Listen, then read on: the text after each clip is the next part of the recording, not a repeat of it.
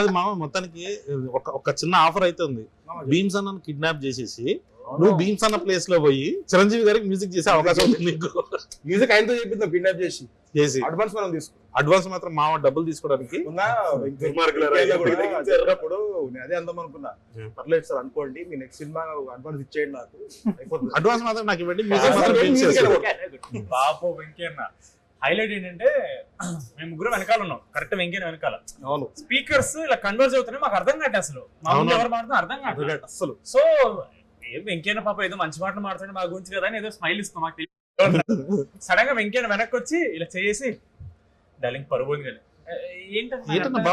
పర్లేదు ఏం కాదండి, నాకు అసలు ఏంటో కూడా తెలియదు. నేను ఇంటికి నా ఫ్రెండ్ లింక్ పంపించాడు, లింక్ ఓపెన్ చేస్తా, ఒక 5 సెకండ్ నాకు యాంగ్జైటీ వస్తుంది, అది బీట్స్ కాదు, అది బీట్స్ కాదు.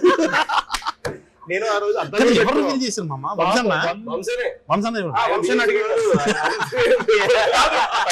పాప వెంకయ్య బీట్స్ కదా సారీ పరుపోయింది అన్నయ్య చెప్పేసిండు.